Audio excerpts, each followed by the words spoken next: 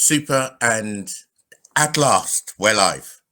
If I could give you the backstory of how Maimouna and I finally wound up here on our own together, it'd be a feature movie in its own right, complete with dramas and ups and downs and so on. Maimouna Jallow, thank you so much for sticking with us, and thank you for being here after all of that. Thank you so much. It's a massive pleasure, Ted. Thank you. Absolutely. No, the delight was mine. Of course, the thing was, we were supposed to have Dr. Kwesi Owusu, Ghana's perhaps, most famous filmmaker of modern times. But sadly, Kwesi couldn't make it on account of technical difficulties. But that's a thrill in store for later. Now, we're going to talk about whether or not films are important for the development of Africa. Are films important for the development of Africa? True or false? And this is my take on what the issues are. So, when people speak development in Africa, they typically go to the hard outputs and inputs of development. They talk of the economic infrastructure like health, education, roads, ports, power supply, and the like. Rarely are the soft but equally vital inputs to development at the top of the agenda. Yet the most important resource for global domination by the West has been its ability to mold attitudes, beliefs, and behavior, to sway public opinion in ways that benefit its aims. No resource has been more influential in this regard than the colossus that together Hollywood and Western media represent. Edward Bernays, the father of public relations, said, "We are governed, our minds are molded, our tastes formed, and our ideas suggested." Now that implies how important the mindset of people is and how important the shapers of that mindset potentially are. I'm wanting in this context to review how important filmmaking then is in driving and shaping Africa's development. Guiding me with insights were going to be two wonderful African filmmakers of our time. That's Maimouna Jallow and Kwesi Owusu. But tonight we only have Maimouna with us.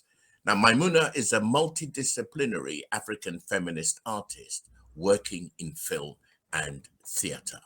So there we are. Let's get this geography sorted out. Maimouna, how are you and where are you coming from today? Hello, Ted. I am doing very, very well. Happy to be in conversation with you. And I'm Super. actually joining you from a small village about an hour outside of Barcelona, Spain. Right. Are you actually based in Barcelona mostly these days as your hub, as your base? Yes. I moved here 2 years ago. I had spent Okay, the previous 11 years in Nairobi, Kenya, okay, and okay. 3 years before that in São Tomé e Príncipe. So 15 years on the African continent, and I'm back in Europe. I never thought I'd be back here, but I'm back in Europe. And Fantastic. oh, it's fine. I have a beautiful mountain right in front of me, so it's Right. good. That's lovely. But where are you, do you have kind of ethnic origins in Spain? I mean, there must be a backstory to that a little bit. What about Yep. that? The little village I'm living in is where my grandfather was born on my mother's side. My mother Right. is from here, but Okay. she also spent the last 45, 50 years in Africa with my father, who was Gambian, and Wow. also only returned 2 years ago. So I grew up in Togo. My parents lived and worked there for 20 years. So I grew up there till I was 14, moved to the UK, and then made my way back via Together. São Tomé and Nairobi. Yeah. Yeah. This is a thing. Actually, people of African origin, or people from within the diaspora, are incredibly well traveled and usually speak more than one language. But how many languages do you speak? Fluently, I speak English, French, Spanish, and Portuguese. Oh, And then just English, French. It's just English, French, Spanish, and Portuguese. Lovely. Okay. Yeah. I speak a bit of Catalan, which if you know anything about Spain, you'll know that Catalonia, it's very important to speak Catalan as well. Yeah, Um, I sure. think my big regret is I don't speak any African language. I don't speak Kiswahili, even though I was living Yeah, there for 11 years. But being in Nairobi, everyone speaks yeah, in English. yeah. And I don't speak Wolof, my father's language, because Right, I never actually lived there. right. Yeah. Okay. Tell me, do you have an understanding, like if you go to Gambia and people are speaking Wolof, I mean, are you aware whether they're planning that they're showering you with love or getting ready to rob you or something? Can you tell? Can you get a Uh, gist of the in conversation? Wolof is quite hard. I can, I understand the greetings, things like that. In Kiswahili, I understand a lot. And I know so many words, but for some reason, I can't string them together. Yeah, yeah. So, yeah, in Kiswahili, I'll get the gist of a conversation. Sure. I mean, the thing with languages is that one, you got to start early, and two, you got to practice. So my grandfather taught me how to speak his language. He insisted, which is why, strangely, I'm fluent in Fanti. Even though I left my own country when I was 3.5 years old, I've been all over the world: Australia, Wow. France, Pakistan, America, India, because my family was in the diplomatic service. But the languages that you're seeded with in the early years, and often you're speaking them kind of in parallel with other languages. Um, I think they've done research to say that it also gives you the capacity to be more nimble Mm. and accepting in your environment. I'm no Yeah, linguist, and but it does make sense to me. yeah, and it makes a massive difference when you learn as a child. I was lucky I grew up in a household where we spoke Right, English, French, and Spanish. So my parents would speak to right, each other in Spanish because my dad was an interpreter. I'd go to school in English, and sure. on the street we'd speak French. So those three languages were always, That's around running me. around all the time. Yeah, all the Yeah, time. So it yeah, was easy then. I mean, I didn't have to make an effort to learn them. I learned sure, Portuguese later at university because I just loved sure, the language. But sure. it's quite connected, to it's a Latin language at the end of the day. It wasn't too Yeah, difficult. yeah. But as you get older, it gets harder. And they do say that children who speak multiple languages sometimes speak later, because they're assimilating all these languages. But as you say, that they're then a lot more open to, fast learners. Sure, sure. It's very. I do think as the world shrinks, being multilingual is very, very important indeed. So, look, when it comes to the question of how important films are for Africa's development, um, what do you think the African aesthetic in films are? What motivates or drives, first of all? What do you have a sense of mission or purpose in the kind of narratives, etc., that you present in your films? What's the African aesthetic in filmmaking? Mhm, mhm. I wish Dr. Owusu was here because, he has done extensive research on this. And I thought I would, A lot, pass that question on to him because I'm definitely not right? a film expert. I came into film very accidentally. I Mm, actually wrote my first film as a stage play and then adapted it to film mm, because of the COVID. Well, we're all confined at home. And mm, so I thought, well, the only way to reach audiences would be through a screen. mm. Um, but I think also with this film, I've been able to travel to a lot of festivals. And so Okay. I've been able to delve deeper into African cinema. Hmm. Is there an African aesthetic? I mean, you'll often hear people talk about the father of African cinema, Usman Sembène, Yeah. and if you watch any of his films, I find them that cinematographically very very beautiful. Hmm. With these slow wide shots. Mm, But mm. then you also have other directors like the Senegalese Jibril Mambeti Diop. And I Yeah. recently saw one of his films, which is a shorter film, a Hmm. sort of mid-length film called Le Franc. And I mean, it is absolutely hilarious, so Right. it's quite satirical. Um, he's not using professional actors. It's literally people on the street that are participating in that film. Right. So I think that there have been very many styles along the years, and we tend to focus on the classics. And then when I look at what's happening now with African cinema, I don't think it can be boxed into a particular aesthetic. You've Okay. got some films that, there's Wanuri the Kenyan filmmaker who directed Rafiki, talks about, bubblegum cinema, and Mm-hmm. that's a very different type of cinema to the kinds of films that we've seen traditionally, where there's been a very important political and social message. It doesn't mean it's devoid of that, but there's cinema for cinema's sake as well, and the right to experimentation. Mm-hmm. So I think that just African cinema is broad, and all the time, filmmakers are experimenting more and more. In You terms of see, sorry, carry on. no, I was going to say, in terms of my personal motivation, definitely film is a way for me to express and talk about those things and tell stories about those things that I feel really matter. So I was a journalist for quite a long time. I worked in NGO communications. And, in that kind of setting, first of all, as a journalist, you have to be objective, you have to be impartial. When you're working for an organization, you're passing on the organization's messaging. And I really wanted to be able to say what I wanted to say, to talk about the things that disturbed me, to present characters that I felt, needed to be on screen and needed to be heard. So it's really been a liberation to be able to work with this medium. And I'm very much motivated by, I don't like saying giving voice, because I think people already have their voice. We just don't pass them the mic often enough. So passing the mic on to people from very different backgrounds, from very different social backgrounds, economic backgrounds, and giving them an opportunity to tell their stories. Right, right. By the way, that wasn't my halo shining forth. It was just the angle, the traversing of the sun. And let me apologize for that very quickly.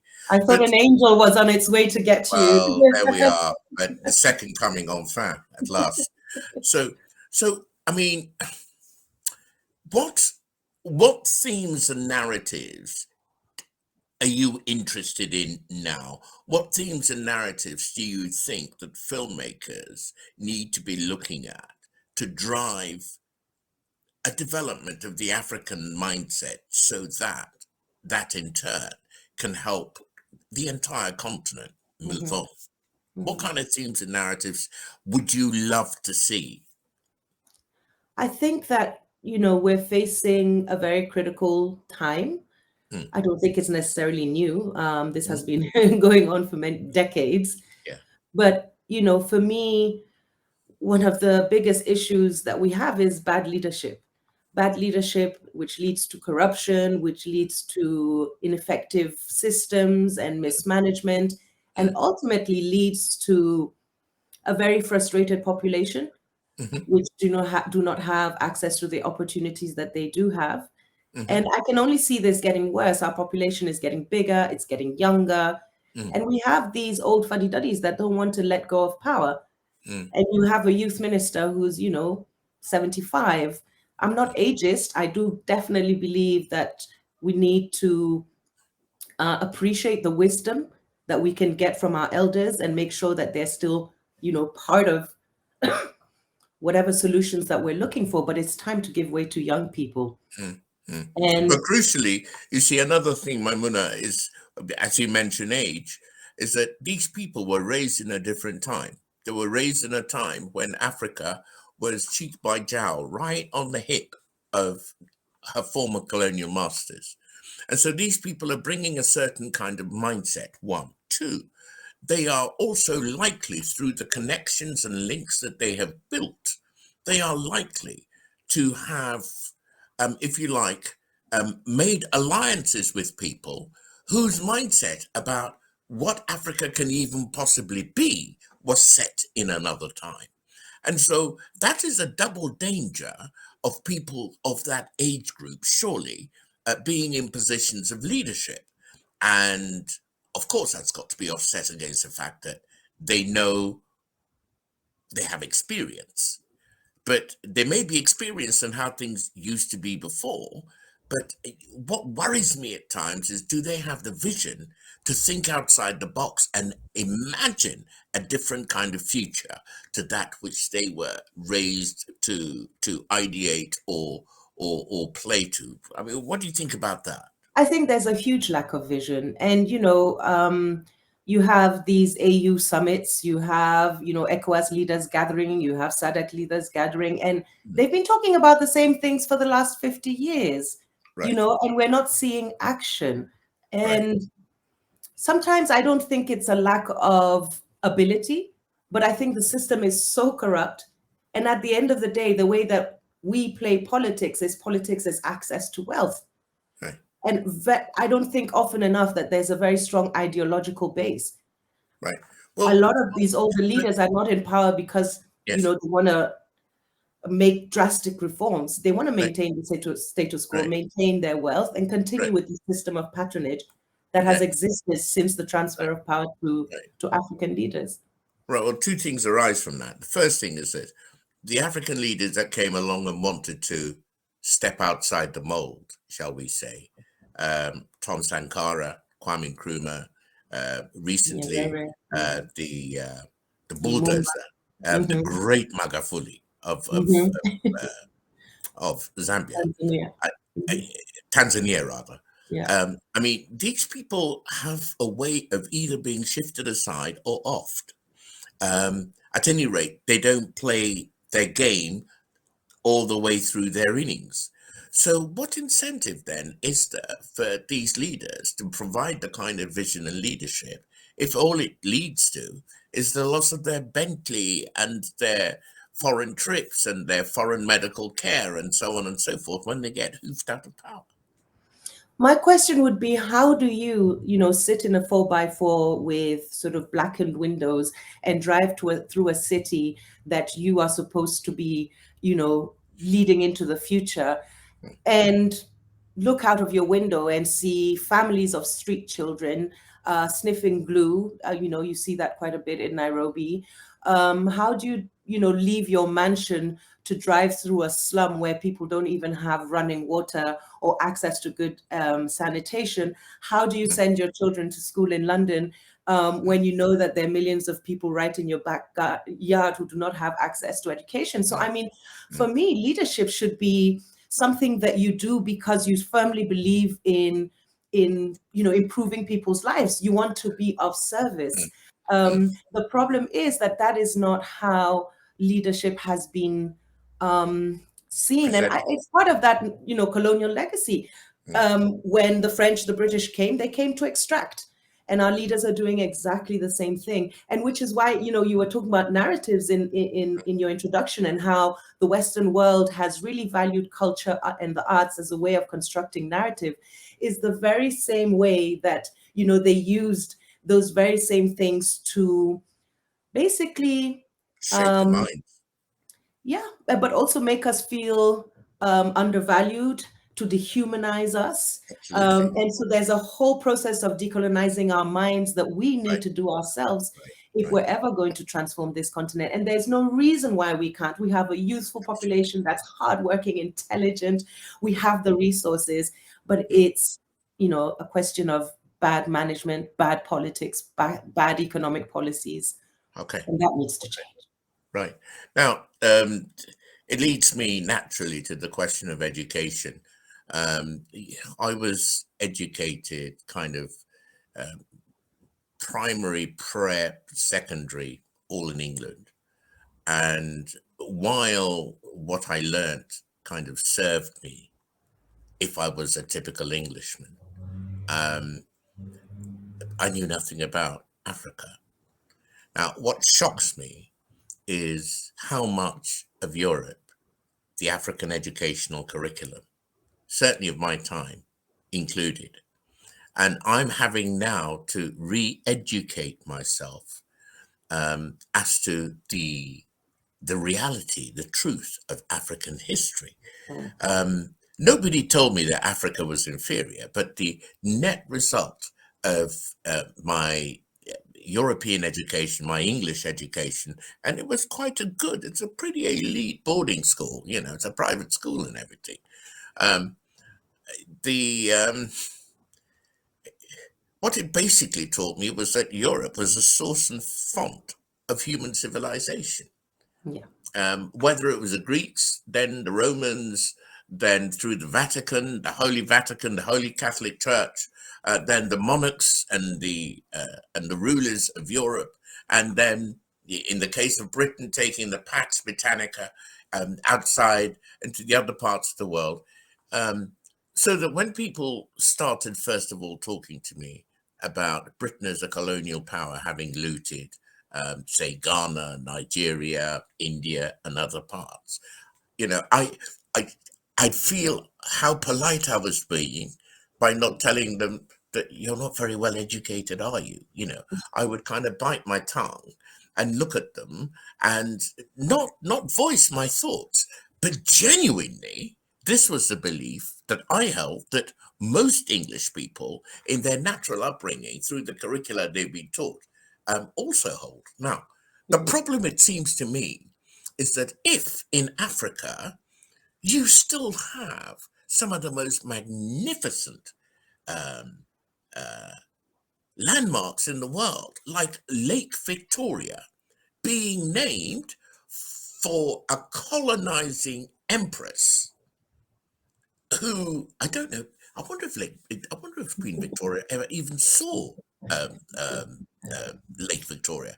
If that name is still writ large in the media, then it means that the people, my people, I should say, in Africa, aren't doing their job right. Mm. Because all of this stuff needs to be completely re-owned, repackaged, rebranded, and resold. And until it is, um, people are going to have this kind of retrograde mindset. And it seems to me that that's part of the job you guys should be doing, surely. Mm. Mm. Absolutely. I mean, I think it's very scary when we look at how the Western world looks at Africa still today, Yeah, despite the access to information. At a click of a button, you can find out about anything you want in the world. sure. And returning to Europe, actually, I had forgotten how Eurocentric Europeans are, in the sense that I'd been in Nairobi. You're living in your own bubble there, Yeah. and that is the center of your world. And then you come here, and suddenly it's like, no, actually, they believe they're still the center of the world. Mm, So, and you still see these billboards of starving children asking for funds for Africa. There's still that idea that it's mm, just a continent ravaged by war and mm, poverty. That's very problematic. mm. I think for me, Ted, what's even more painful is the fact that we as Africans ourselves, a lot of the time, we don't know each other. It's easier to travel from, Sao Tome, where I lived, to Portugal than it is to go from Sao Tome to Nairobi. Do you know what I mean? And I think that is, the deliberate colonial divide and rule that we have maintained. Because for how long have we Easier, spoken? even in terms of money. It's probably, Exactly.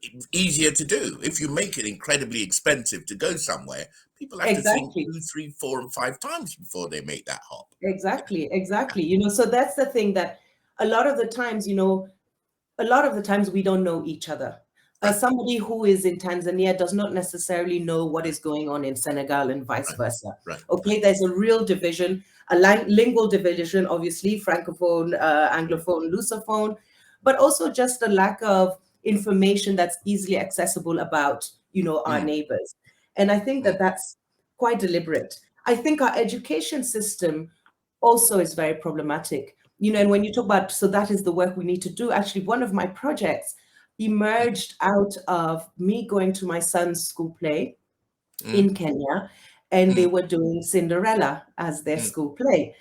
And mm, I thought, surely, with all the stories we have, mm, why are they doing Cinderella? Why are they doing this? I have nothing against it, but for me, a mm, stage full of African kids doing Cinderella made no sense to me. mm, And I remember speaking to the headmistress, and she said, well, it's really hard for us to get locally created written content where we can really have a big cast of kids, and there's music and there's song and all of that.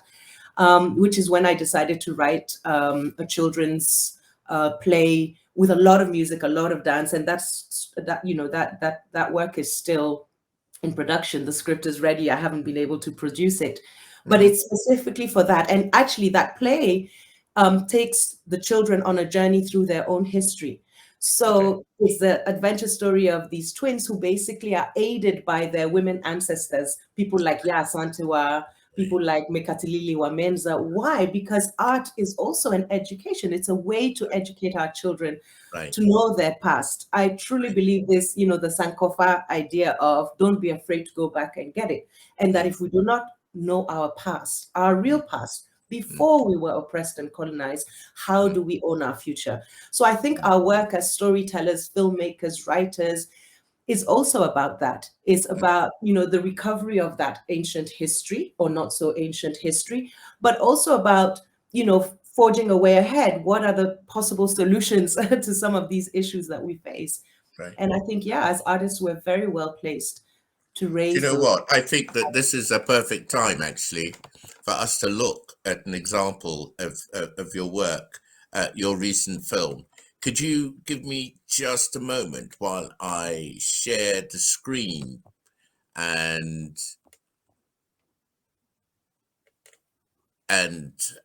show you a clip of Tales of the Accidental City? Right now, if you can see it, it's going to come up in just a moment. You see the screen? I can. Yeah, super.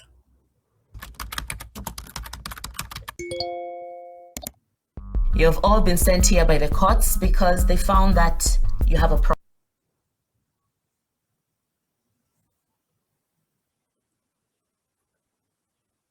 Oh dear, sorry, that's YouTube. Problem with anger. And I'm here to help you learn how to deal with that anger. Are we together? This is ridiculous.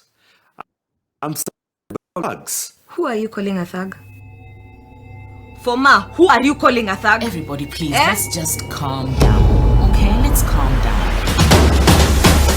Louis, I can see you stretch.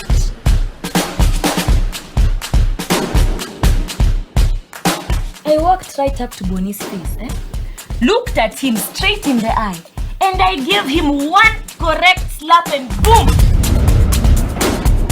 I was so angry, and out of the corner of my eye, I saw a big stone, and before the officers could do anything, I grabbed it and threw it at her face. Good God. We try to live good lives, but the city spits us out every day like cockroaches. Close your eyes. And now put the palms of your hands on your face and start massaging those creases out slowly.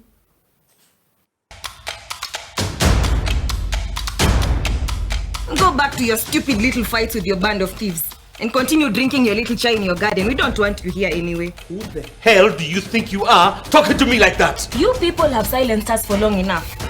You people? You people? Yes. I am not you people. Yes, you are. Safe space, safe space. Remember what I said earlier? The therapy takes place in a very sacred and safe space, okay?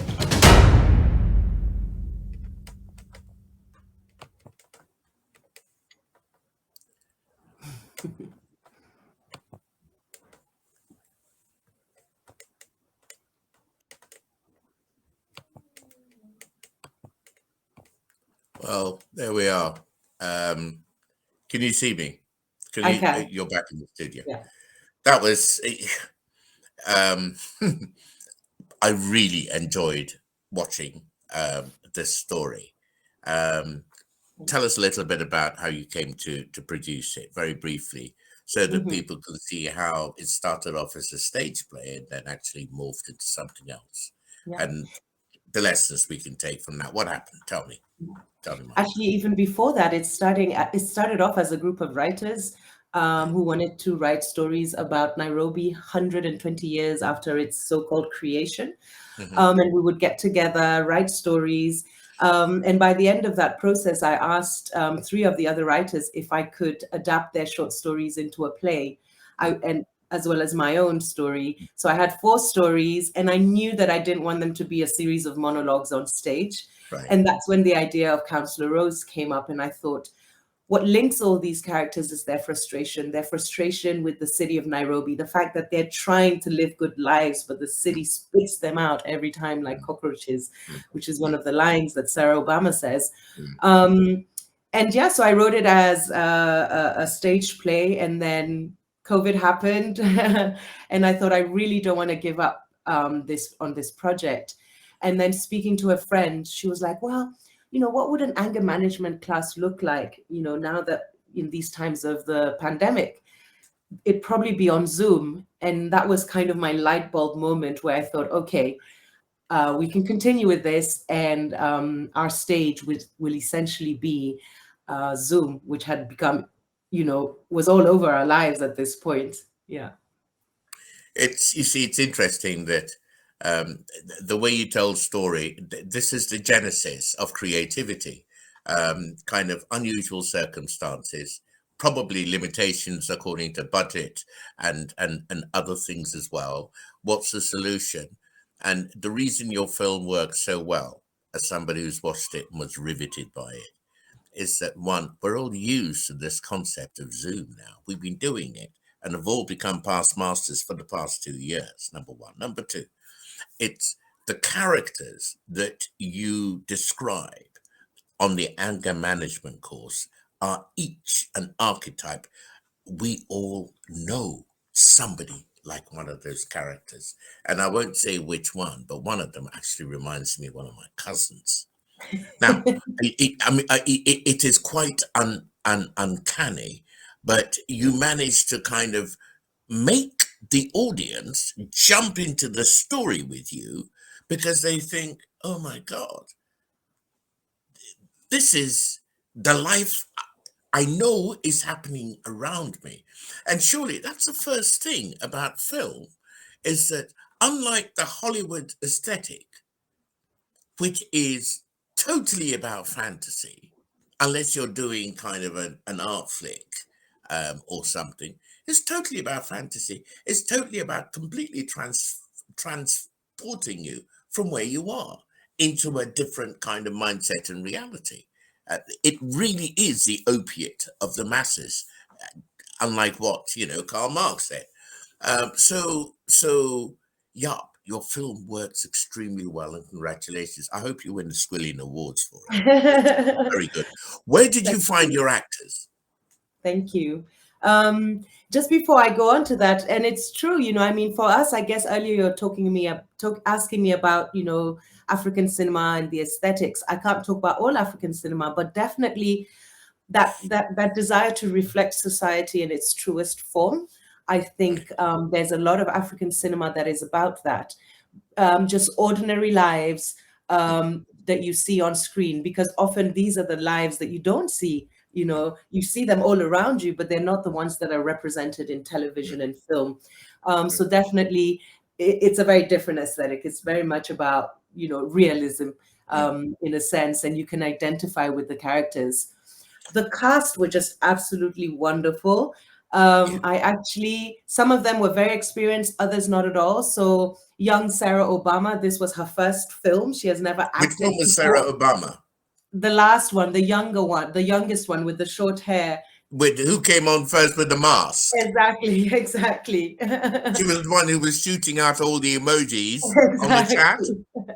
Yeah. And you see, that's the thing, you can do so much because, for example, the fact that she's using emojis, she's the youngest character, and often this is a young generation that do not necessarily know how to communicate very well with words. So that's what you're trying to say. Right. With the background, it was basically filmed in 4 days and all in my house. So we had to dress the background according to each character. So you'll see somebody like Jacinda, for example, who's a very religious woman. She has her, portrait of Jesus behind her. Right. And you see somebody like Louis, who is, has inherited both wealth and power. He looked like he was sitting in his drawing room or his library or something. Exactly. And he has his portrait of Mzee Jomo Kenyatta, Kenya's first president, in the background. And these are little things that perhaps, the first time you watch it, you do not notice. But for me, it was so important that all these little details that I wanted to communicate on several levels, What can I say, you see, Maimouna, is that how can I put this? The film made me feel normal. It made me feel. I've actually worked in Nairobi for two short periods. But I saw myself. I saw my life. I saw people like me in this movie. And the great problem is that even when people of African origin are written into the movies that come out of Hollywood, they are created, they are put in these fictional environments. Everybody knows that's not me. And it's almost as if it's whether somebody's trying to re-engineer society to give it a more egalitarian look or whatever. But I never feel that any of their scripts actually reflect how a person like is being portrayed would react or behave with the other person who is being portrayed. Now, and that is the complete difference between that kind of script and your kind of script, because the people were just being themselves. Not only that, I can prove it because I know people who were just like them. Yeah, absolutely. And even if it's not an entire character that you'll identify with parts of this one and parts of that one. I remember, thinking Jacinda, who's the really feisty one. I always say, she's the kind of brave woman I'd love to be. She's the character that I wrote, so kind of an alter ego. Okay. But then when I was watching the film, I realized, oh gosh, there are parts of you that are like Louis. All those colonial foibles that we still have of drinking Earl Grey, because my father drank Earl Grey, and so my day doesn't start without a cup of Earl Grey tea. Or him correcting people's grammar. These are all things that a lot of us, particularly those of us who are part of the, had the privilege of education and of British education, let's say, those are the things that we retain without realizing that we haven't done the process ourselves of decolonization. No, you're perfectly right. This is so very true. I'm glad we're having this conversation. Sorry, there's an altercation with some dogs going on outside. I don't know why. But the other thing I should ask is that films cost money. You also need kind of post-production and other facilities. And the double whammy for African filmmakers is that it's difficult to raise the finance. Secondly, when you've raised the finance, you're operating in an industry whose economics is structured for multi-million-pound blockbusters. And you're operating at a completely different end of the spectrum. So what do you do about that? And what plans, I wish Kwesi was here so I could hold his feet to the fire. What plans do you have for equalizing the field so that, every year I can get 1.5 or 2 movies from Maimouna? Because you've got to keep it coming. I can't afford to wait another 3 years for a movie like this to come out. I can't afford to wait another 3 years for another movie like Kwesi's Ama comes out. 2 of my other favorites from Zimbabwe was Cook Off. Wow. An incredible movie in 2017. And then I think on Netflix, they had this other movie called Lionheart, which again, I think it was Genevieve Nagi's movie. Again, in that movie, I recognize all the archetypes in a typical African family. I'm from Ghana.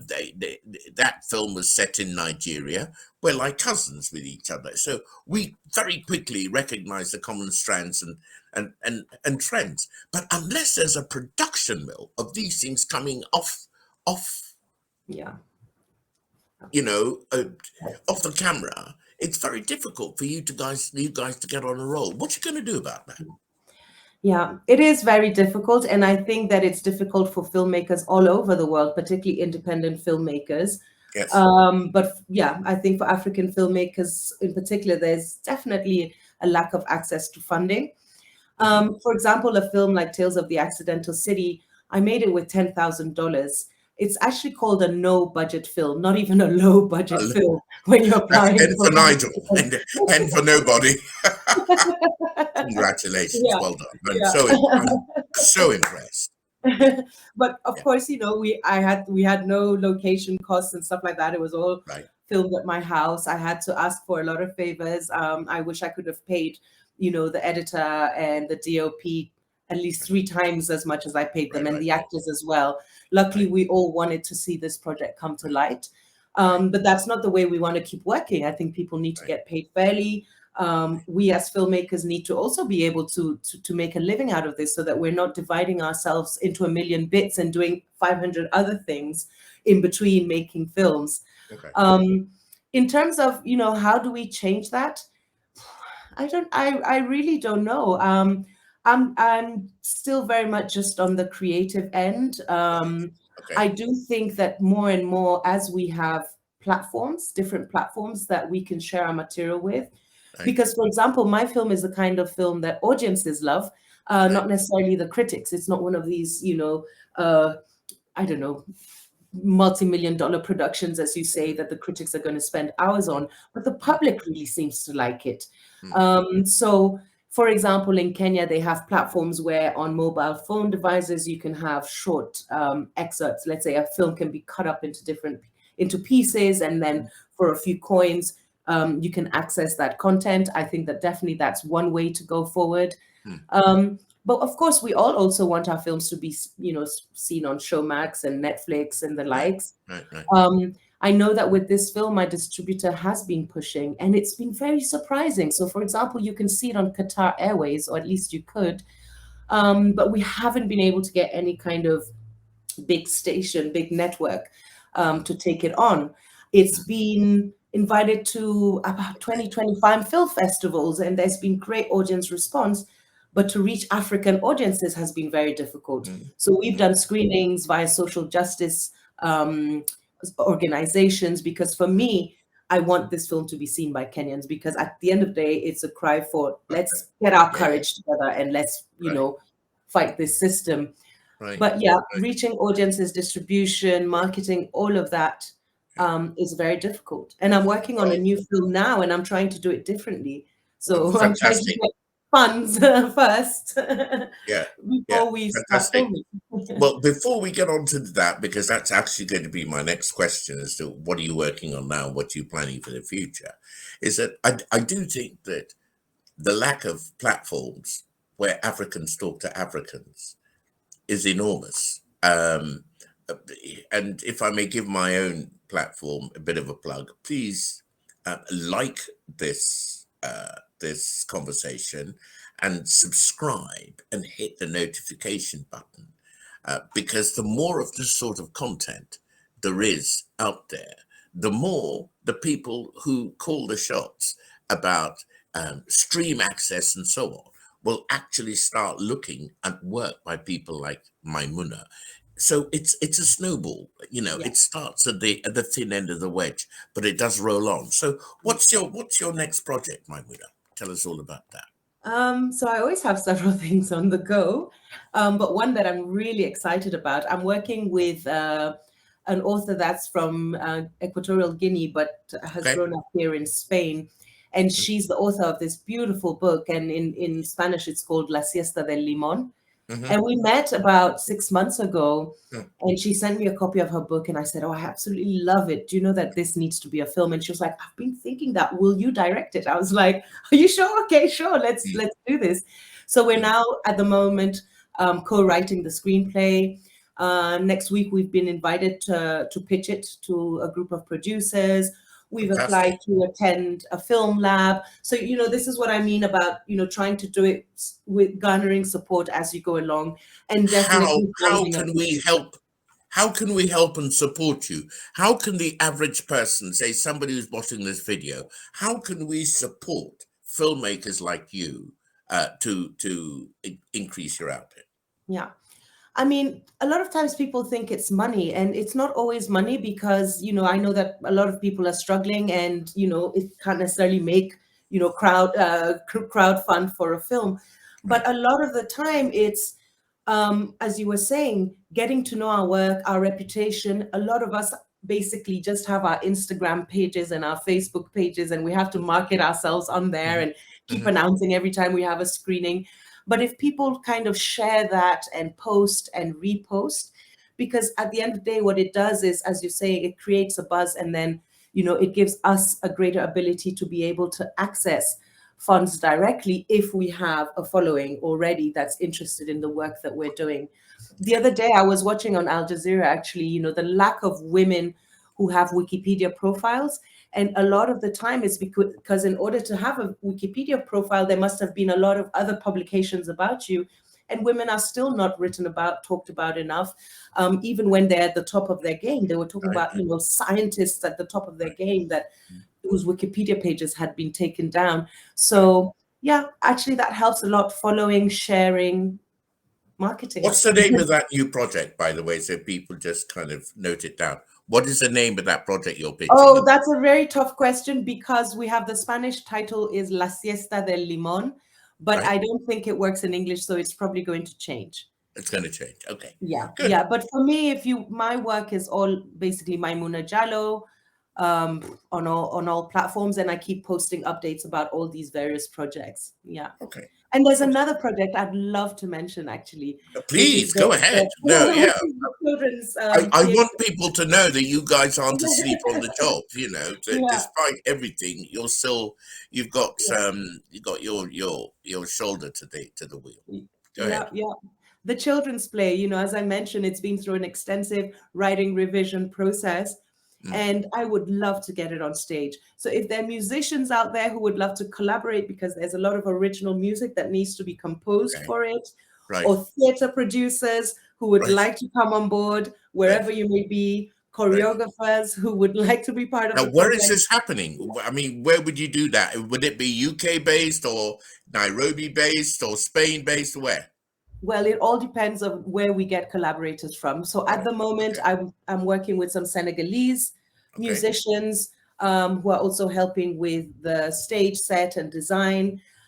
This is really a play that I feel would work on the African continent, in the UK and in the US, because where there's a strong Black diaspora and a strong Black identity.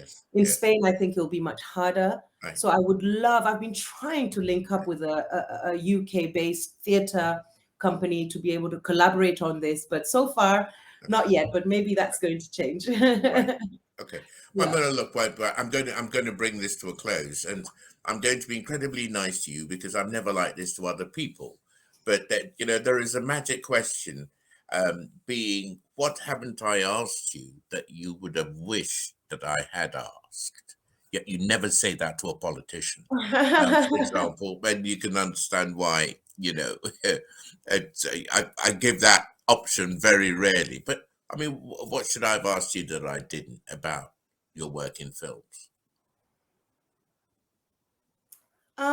Perhaps what kind of impact I would like it to have. And it's always a trick question, because at the end of the day, you create the work, and you can't control how it's received, and you can't control the impact. But, it's what we were talking about earlier. This work comes out of a deep preoccupation with our state of affairs as an African continent, because really I see it as a continent of the now, not only the future.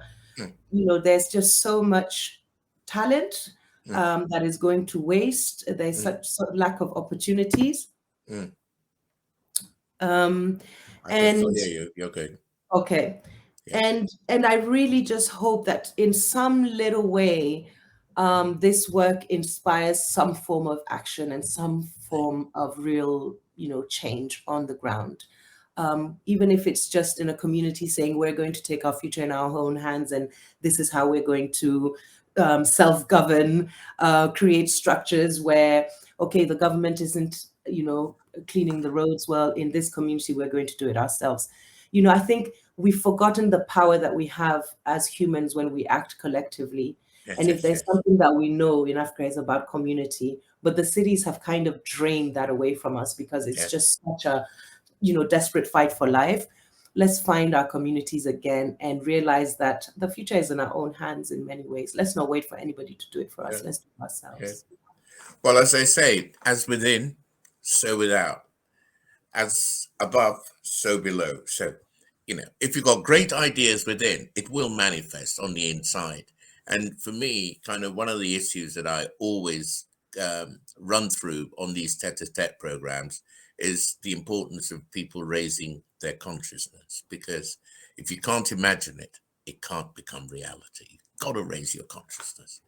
Maimouna Jallow, thank you so much. Thank And you. and for sticking with us through some of the technical shenanigans before the program. And you must come again and tell me what happens with the children's program.